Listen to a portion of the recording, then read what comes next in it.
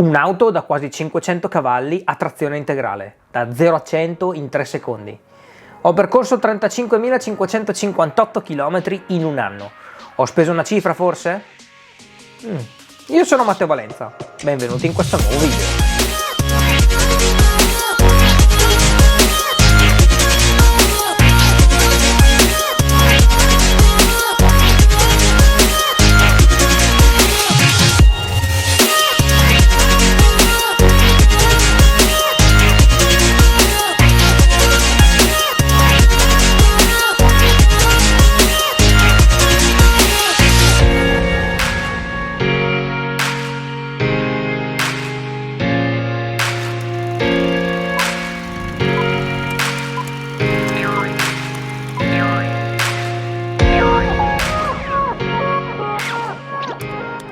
Già, parliamo di soldi, sì, perché poi alla fine tutto si riduce al vile denaro. In un anno sono riuscito a fare decisamente tanti chilometri, molti più di quelli che mi aspettassi. Tutto questo mio girare ha un prezzo e mi sono deciso finalmente a riassumerlo in un video. Quando si parla di un'auto elettrica, la prima cosa che si analizza, parlando dei costi, è la completa assenza di manutenzione ordinaria, perché non è presente il cambio, la trasmissione, le parti del motore, eccetera. La benzina costa decisamente di più dell'energia e quindi a livello teorico dovrebbe costare meno il mantenimento di un'auto elettrica. Cerchiamo di capire insieme se veramente è così. Assicurazione, carburante, materiale di consumo, assistenza ordinaria, assistenza straordinaria, tariffe per autostrade, traghetti, eccetera. Cominciamo dall'assicurazione. Prima che venisse consegnata la mia Model 3 Performance ho fatto decine di preventivi, sia online che da assicuratori fidati, tra virgolette. Ho trovato i numeri più assurdi, veramente. Partivano da 2.500 euro, arrivavano anche a 5.000 euro e in alcuni casi superavano i 7.000 euro. Ovviamente per me era obbligatorio avere la casco, dato che l'auto costa decisamente tanto e se faccio un incidente non ho i soldi per ripagarmela. Se non sapete che cos'è la casco, in pratica l'assicurazione si assume tutti i rischi e ripaga tutto anche se avete torto. Alla fine, dopo diverse ricerche e pensieri suicidi, ho trovato un assicuratore bravissimo che vi consiglio caldamente, sia che abbiate una Tesla sia che abbiate un'auto normale, insomma. Casco completa con valore annuo garantito per 5 anni, antivandalici, atmosferici, tutela legale, diritto di rivalsa, carro attrezzi, di tutto. Ho speso 1.180 euro quest'anno, poi al rinnovo mi ha fatto anche qualcosa in meno, circa 1.157 euro. Top assoluto ragazzi, su un valore di 80.000 euro è un buon prezzo, ottimo direi. Chiaramente se poi la vostra auto costa meno, anche l'assicurazione costerà meno. Se avete bisogno del numero di telefono scrivetemi una mail o scrivetevi a Telegram, tranquilli. Prima di continuare a parlare dei costi, però, devo ricordarvi che per essere qui davanti alla telecamera e realizzare tutti questi video, ho dovuto affrontare diverse sfide anche io, anche a livello economico, ed è per questo che alcune volte trovate video sponsorizzati con link a prodotti, ma volevo che fosse chiaro che per la maggior parte delle volte, diciamo per il 90%, i prodotti sono acquistati con i soldi miei personali, non regalati. Se poi il prodotto io lo ritengo valido, lo riporto sul canale perché credo che possa interessare anche a voi. Non parlo bene o male di un prodotto perché sono influenzato dai vari marchi, non sono uno che si fa influenzare. Se un prodotto è valido, se fa schifo, fa schifo. Non è che ci scappi. Scusate per questa premessa, ma mi pareva doveroso farlo. A volte sento gente che mi attacca gratuitamente dicendo chissà quanto guadagni, bla bla bla, ti regalano tutto, bla bla bla, ti hanno regalato l'auto per quello che ne parli bene. A chi? A me? Avete sbagliato persona ragazzi. Oggi sono felice di sponsorizzare un prodotto che ritengo veramente valido e che a dirla tutta già conosco e uso da diversi anni. Sto parlando di NordVPN. È un servizio che vi permette di criptare le vostre connessioni, inoltrando il vostro traffico internet attraverso una rete privata, criptata, mascherando la vostra identità e rendendo sicura la vostra navigazione. Un esempio molto attuale di cosa può fare NordVPN è inibire i tagli di banda che gli Internet Service Provider stanno attuando in questo periodo. Sì, capisco che stiano soffrendo le pene dell'inferno, ma è solo colpa loro.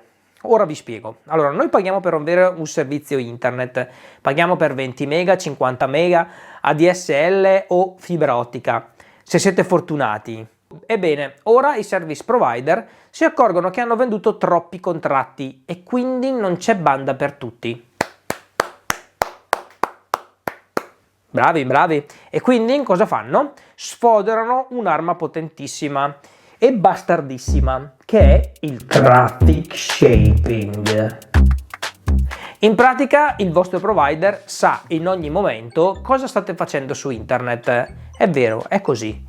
E invece di darvi banda per magari vedere un video in 4K, ve ne danno meno, magari 1080. Ma così vale per tutto: internet, social, WhatsApp, Netflix, musica, gaming, qualsiasi cosa voi facciate su internet. Loro decidono come, quando e quanto limitare la vostra banda. L'unica soluzione a questo problema è dotarsi di una VPN.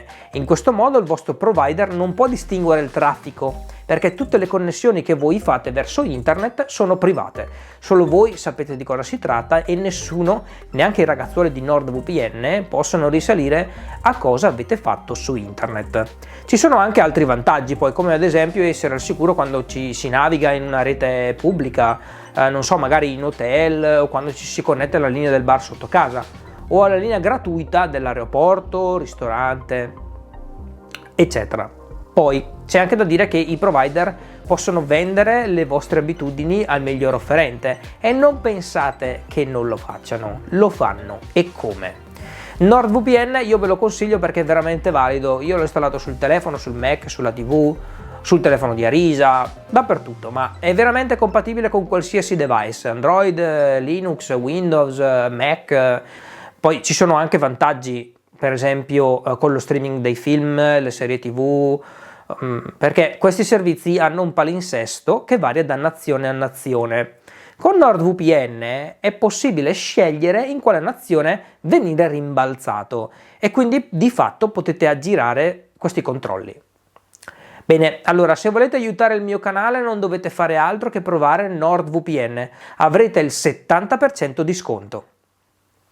L'azienda che mi ha fornito questo codice amico verifica da dove arrivano gli utenti. Se vede che tante persone arrivano da questo link, è probabile che rinnoveranno l'interesse verso il nostro canale YouTube, magari facendoci ancora da sponsor un domani. Quindi, se volete bene alla vostra privacy e volete bene a me e al nostro canale, fatevi un account NordVPN. Ma bene, rieccoci nel vivo del video. Parliamo di soldi, soldi, soldi. Ok, il carburante, che per una Tesla ovviamente è la corrente elettrica. Spulciando sul sito di Tesla, dove vengono salvate tutte le fatture per le ricariche, ho potuto analizzare la situazione dell'anno passato, dal 5 marzo fino al 5 marzo di quest'anno. Quindi ho contato 93 ricariche per un totale di 3.446 kWh di energia. A 30 centesimi sono circa 1.033 euro. Prezzo che in realtà io non ho mai pagato, perché i supercharger sono gratis praticamente da quando è arrivata in Europa Model 3. E non solo per me, ma per tutti i clienti Tesla, dato che l'azienda non può far pagare l'energia che ci fornisce con i supercharger, almeno per il momento. Oltre alle ricariche al supercharger ci sono nel mio caso quelle ad A2A ed NLX. Per A2A ho un abbonamento flat che ho fatto per 6 mesi, che poi ho disdetto perché non l'ho mai usato, e quindi diciamo 30 euro buttati via praticamente, e altri 30 euro spalmati in 4 ricariche con NLX. Poi ci sono le ricariche a casa e quelle le ho pagate purtroppo e anche care. Per un totale di 4.933 kWh di energia erogata a 24 centesimi di euro ho speso circa 1.184 euro. I 24 centesimi al kilowattora non è il prezzo dell'energia pulita, ma è il prezzo sporco, diciamo, è il prezzo complessivo della bolletta diviso i kilowattora. Lo so, non si dovrebbe fare, ma in realtà è così, dai ragazzi, le accise sulla corrente le dobbiamo pagare tutti, le tasse, l'IVA, il prezzo di trasporto, l'anticipo per la bolletta della volta dopo, cioè quindi è così, secondo me almeno. Ma andiamo avanti, le parti di consumo: pneumatici, pastiglie dei freni, dischi dei freni. Ok, va bene, i pneumatici, tra un giro in pista e una sgommata, un treno di gomme se n'è andato. Diciamo che sono durati 35.000 km, quindi non è tanto, è poco, non lo so. Non ho mai avuto gomme così grandi e non ho mai avuto un'auto così potente. E a dirla tutta non mi sono mai divertito così tanto. Però posso dirvi che il gommista, quando le ha guardate, mi ha detto sorpreso: wow, pensavo si consumassero di più. Vabbè, per girare senza pensieri, questo inverno mi sono comprato anche un treno di gomme invernali, ma non credo di doverle inserire perché avrei anche potuto farne a meno, magari comprarmi delle catene o avere le 4 stagioni, quindi diciamo che aggiungiamo alle spese solo i 704 euro del treno di gomme che ho fatto andare, aggiungiamo anche 60 euro del gommista che me le ha montate. 60 euro. Per il resto niente da segnalare, niente pastiglie, niente dischi per fortuna. Poi ieri mi ha segnato il liquido detergicristalli, anche quello lo aggiungiamo, 11,20 euro, lo trovate su Amazon. Poco prima del lockdown poi ho cambiato anche il filtro antipolline dell'abitacolo e anche se è dato per 2 anni ho preferito cambiarlo con un filtro EPA che filtra molto meglio dell'originale. 56 euro anche quello, preso su internet, greendiveraccessories.com.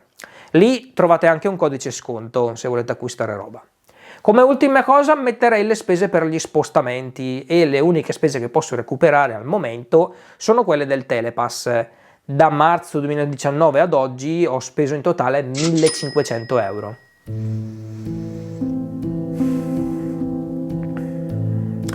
Va bene, ricapitoliamo: assicurazione, carburante, pneumatici, parti di consumo e Telepass.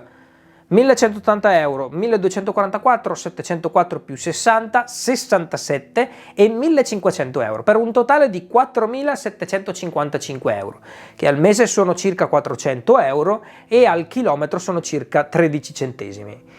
Nel caso in cui avessi pagato anche Supercharger devo aggiungere i 1.000 euro e 33, quindi sarebbero 482 al mese o 16 centesimi al chilometro. Togliendo il Telepass e il Supercharger, che vabbè alla fine non ho pagato, dovrebbero essere più o meno 270 euro. Voi quanto avete speso in un anno? Vi va di scrivermelo nei commenti? Vai, scrivetemi il modello di automobile, la cilindrata, i cavalli, il carburante, quello che avete speso e i chilometri percorsi. Sarebbe interessante confrontare quello che ho speso io con quello che avete speso voi. Poi, se la vostra partecipazione è alta, farò un video riassuntivo per unire tutti i vostri dati ai miei, così da analizzare matematicamente le differenze e capire se ho speso tanto o ho speso poco, perché in realtà io non so se ho speso tanto o ho speso poco, non ho mai fatto così tanti chilometri in un anno. Nei miei calcoli non ho contato il finanziamento che viene scalato ogni mese, perché non avrebbe senso secondo me, cioè una persona l'auto la può pagare tutta subito, non è giusto che il conteggio delle rate influisca su quanto costa effettivamente al mese l'auto, o no?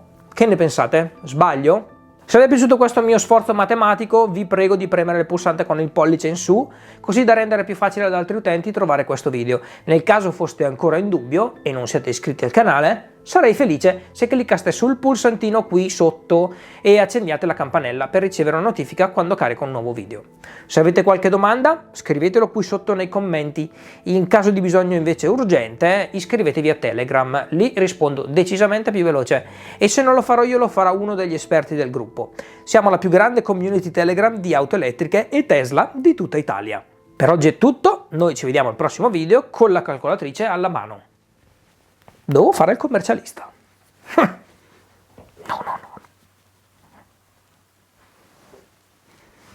Per me la matematica è sempre stata un'opinione, ragazzi.